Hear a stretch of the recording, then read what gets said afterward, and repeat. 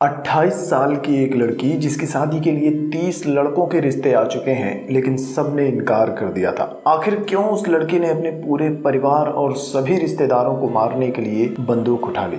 यह कहानी है अर्चना 31 नॉट आउट की, जो कि बहुत ही इंटरेस्टिंग है, इसलिए वीडियो को एंड तक जरूर देखना। और इसके अलावा आप और कौन सी साउथ इंडियन मूवीज की एक्सप्लेनेशन वीडियो को देखना चाहते हैं, कमेंट में मुझे जरूर बताना। अर्चना की यह कहानी उसके ही घर से शुरू होती है। आज उसके घर पर उसे देखने के लिए लड़के का पूरा परिवार आने वाला है। अर्चना अपने घर पर पूरी तरह से तैयार हो जाती है। उसके मम्मी पापा भी लड़के वालों के आने का इंतजार कर रहे होते हैं। तभी अर्चना के पापा को एक कॉल आता है। अर्चना कॉल पिक करती है। सामने से ब्रोकर अर्चना से कहता है कि लड़के वालों ने आने से मना कर दिया है, क्योंकि उन्हें 28 साल की कोई लड़की नहीं देखनी है। अर्चना बाहर आकर देखती है तो उसे स्कूल लेकर जाने वाली उसकी बस जा चुकी थी। अर्चना ब्रोकर पर गुस्सा हो जाती है कि तुम्हें मुझे पहले ही बता देना चाहिए था, तो मैं अपने स्कूल पढ़ाने के लिए चली जाती। अर्चना को लड़के वालों के ना आने का कोई दुख नहीं था, क्योंकि ये 30वीं बार था जब किसी लड़के वालों की तरफ से अर्चना की शादी को मना किया गया था। अर्चना की माँ भी अपनी इज्जत बचाने के लिए पड़ोस की एक औरत शांता को बताती है कि अर्चना ने ही शादी से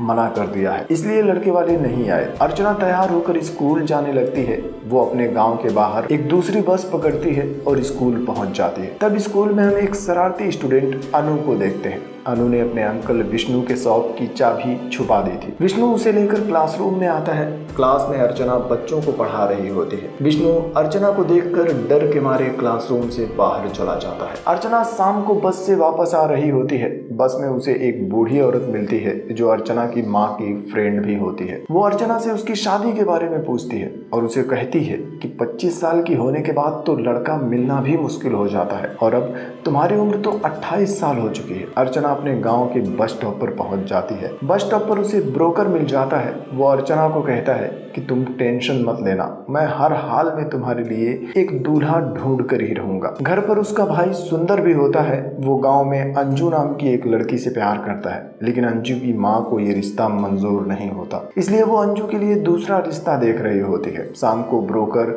फिर से उसके पापा को कॉल करता है और कहता है कि कल सुबह फिर से अर्चना को देखने के लिए एक लड़का आने वाला है। अगले दिन फिर से वो लोग लड़के वालों के आने का इंतजार करते हैं, लेकिन अगले दिन वो फिर भी नहीं आता और अर्चना अपने कॉलेज जाने लगती है। लड़के का वेट करने के चक्कर में आज भी वो लेट हो चुकी थी, तो आज भी उसकी बस छूट जाती है। खैर, किसी तरह से अगली बस पकड़कर अर्चना अपने कॉलेज पहुंच जाती है। अर्चना अपने घर में अकेली कमाने वाली होती है। उसकी कमाई से ही उसके पूरे परिवार का खर्चा चलता है और बेटी होकर भी वो घर की सारी जिम्मेदारियों को अच्छे से निभाती है। ऐसे ही घर की जिम्मेदारियां निभाते हुए अर्चना के कुछ दिन बीत जाते हैं और एक दिन अर्चना अपने क्लासरूम में पढ़ा रही होती है। तभी एक दूसरी टीचर आकर उसे बताती है कि कॉलेज से कई सारे टेम्परेरी टीचर्स को निकाल दिया गया है और इस लिस्ट में तुम्हारा नाम भी शामिल है। यह सुनकर अर्चना को बहुत बड़ा झटका लगता है। वो प्रिंसिपल के ऑफिस में जाती है।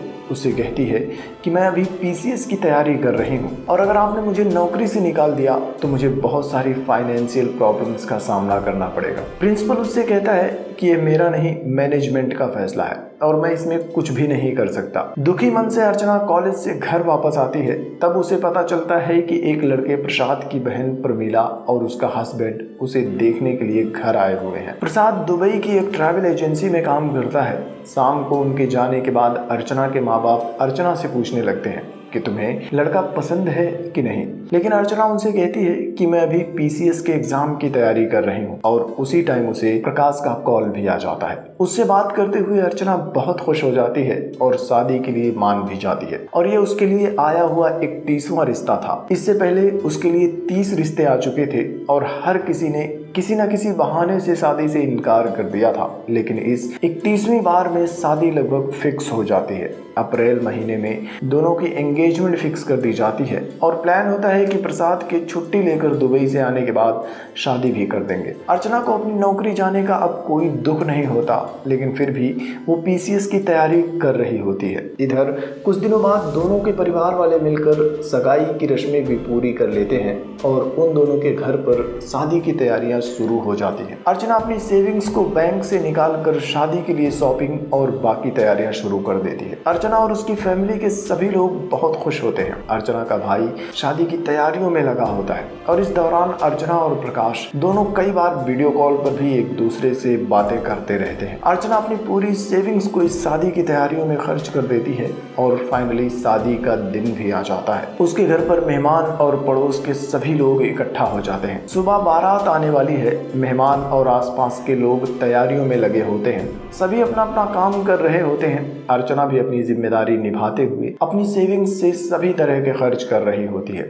सभी लोग बहुत खुश होते हैं और 30 रिश्तों के इनकार होने के बाद फाइनली अर्चना की शादी हो रही थी। इस बात से अर्चना भी बहुत खुश होती है। खुशी के मारे अर्चना अपने कमरे में डांस कर रही होती है। तभी उसका भाई भी कमरे में आ जाता है। वो अर्चना से कहता है कि टेंट के बाहर एक बूढ़ा आदमी घूम रहा है जिसे मैं भी नहीं पहचानता और हमने उसे इनविटेशन भी नहीं दिया था। अर्चना बाहर उस आदमी के पास आती है और उसे पूछती है कि तुम कौन हो। वो आदमी जवाब नहीं देता।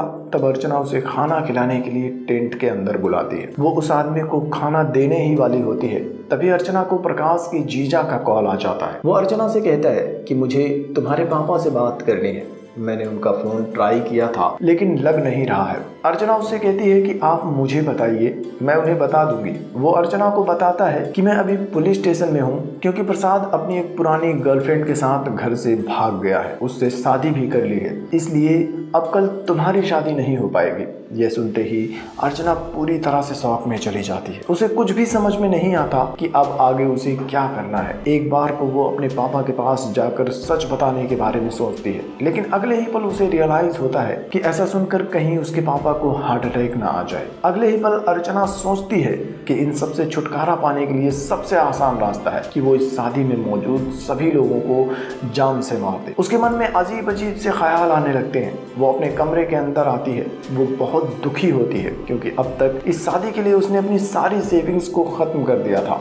वो बहुत दुखी होती है और सुसाइड करने के बारे में भी सोचती है। वो अपने कमरे में मायूस बैठी होती है। तभी उसकी माँ कमरे के अंदर आती है। वो बहुत खुश होती हैं। अर्चना अपनी माँ को बताना चाहती है कि यह शादी नहीं हो सकती, लेकिन उनकी खुशी देखकर वो ऐसा नहीं कर पाती। अर्चना की माँ उससे कहती है कि केटरिंग वाला हमसे एडवांस में कुछ पैसे मांग रहा है। अर्चना अलमारी से पैसे निकाल कर अपनी माँ को दे देती है। उसकी माँ कमरे से बाहर चली जाती है और अपने कमरे में अर्चना अकेली मायूस बैठी होती है। थोड़ी देर बाद अर्चना के पापा भी उसके कमरे में आते हैं। वो अर्चना से कहते हैं कि कल तुम हम सबको छोड़कर अपने घर चली जाओगी, तो अगर तुम मुझसे कुछ कहना चाहती हो तो बताओ, मैं हमेशा और हर हाल में तुम्हारा साथ दूंगा। लेकिन अर्चना उन्हें कैसे बताती कि कल भी उसकी शादी नहीं हो पाएगी। अर्चना कुछ भी नहीं कहती। तब उसके पापा कहते हैं कि अभी तुम सो जाओ, तुम दुल्हन हो और तुम्हें कल सुबह सबसे पहले उठना होगा। उनके जाने के थोड़ी देर बाद ही अर्चना का भाई भी उसके कमरे के अंदर आता है। वो अर्चना से कहता है कि तुम्हें केटरिंग वाले को एडवांस में कोई पैसा नहीं देना चाहिए था, क्योंकि अब वो सुबह में किसी के लिए भी नाश्ता नहीं बनाएगा। वो अर्चना से बहस करने लगता है। तब अर्चना उसे चुप कराने के लिए उसे सब कुछ सच सच बता देती है कि कल यह शादी नहीं हो पाएगी। अर्चना का भाई उससे कहता है कि हमें सबको सच बता देना चाहिए, लेकिन अर्चना उसे मना कर देती है और उससे कहती है कि सबको सच बताने के लिए मेरे पास एक प्लान है और तब तक तुम खामोश रहना। सब लोग सो जाते हैं, लेकिन अर्चना को नींद नहीं आती। वो अकेली ही बाहर आती है। तब वो देखती है कि अब भी वो बूढ़ा आदमी टेबल पर बैठकर खाने का इंतजार कर रहा है। अर्चना उसे खाना खिलाती है। खाना खाकर वो बूढ़ा आदमी दुआएं देते हुए वहां से चला जाता है। तभी अर्चना अनु को देखती है, जो अपने अंकल विष्णु के साथ वहां आई थी। विष्णु अर्चना के पास आकर उससे कहता है कि मैं तुमसे बहुत प्यार करता हूँ। कई बार मैंने स्कूल में आकर तुम्हें बताने की कोशिश की, लेकिन मेरी हिम्मत नहीं हुई। मैं किसी भी हाल में इस शादी को रोकना चाहता हूँ और अगर तुम इस शादी से खुश नहीं हो तो मुझे बता सकती हो। अर्चना उसे कुछ भी नहीं कहती और चुपचाप अपने कमरे के अंदर चली जाती है। अगली सुबह सब लोग तैयार होकर अर्चना के घर आते हैं और एक साथ सब लोग मैरिज हॉल तक पहुंच जाते हैं। मैरिज हॉल में सब लोग लड़के वालों के आने का इंतजार कर रहे होते हैं, जश्न मना रहे होते हैं। विष्णु इस शादी में डीजे होता है। तभी अर्चना उससे माइक मांगती है और माइक पर आकर सबको एक साथ बताती है कि अब ये शादी नहीं होगी क्योंकि प्रकाश अपनी गर्लफ्रेंड के साथ भाग गया है। कल रात ही मुझे इसके बारे में पता चला था, लेकिन मैंने किसी को भी नहीं बताया क्योंकि मैं आप सबकी खुशियों को बर्बाद नहीं करना चाहती थी। एक पंडित जिसने मेरी कुंडली देखकर बताया था कि प्रकाश और मेरे सारे गुण मिलते हैं। एक ब्रोकर जो मेरी शादी करवाने के लिए बड़ी मेहनत से रिश्ते ढूंढ रहा था और सभी को जल्द से जल्द मेरी शादी करवानी है। लेकिन अब से कोई भी मेरी जिंदगी का फैसला नहीं करेगा। अब से मैं खुद अपनी जिंदगी का फैसला करूंगी और यहाँ हम बिना किसी दुख के उस शादी को एंजॉय करेंगे जो कभी हो ही नहीं सकती। सब लोग अर्चना की बात को मान जाते हैं और एक पार्टी की तरह उस शादी को एंजॉय करने लगते हैं। अंजू अर्चना के भाई के पास आकर उससे कहती है कि तुम टेंशन मत लेना, भले ही मेरी मम्मी शादी के लिए लड़का देख रही हैं, लेकिन मैं शादी सिर्फ उस लड़के से करूंगी जिससे मैं प्यार करती हूँ, यानी कि तुमसे। इसके बाद विष्णु भी अर्चना के पास आता है और उससे कहता है कि कल रात मैंने तुमसे जो कहा था उस प्रपोजल के बारे में तुमने क्या सोचा है। अर्चना उससे कहती है कि मैं अभी PCS की तैयारी कर रही हूँ जिसमें कम से कम 1 साल लगेगा, उसके बाद ही मैं कुछ सोचूंगी। और आखिर में हम देखते हैं कि दरअसल इस शादी को तोड़ने के लिए कुछ दिन पहले विष्णु ने मंदिर में कई सारे नारियल फोड़े थे, प्रार्थना की थी और उसी मंदिर में प्रसाद की गर्लफ्रेंड ने भी प्रसाद के लिए अपनी पूजा की थी और यही वजह है कि इन दोनों की शादी टूट चुकी है। इसके बाद यह फिल्म यहीं पर ख़त्म हो जाती है।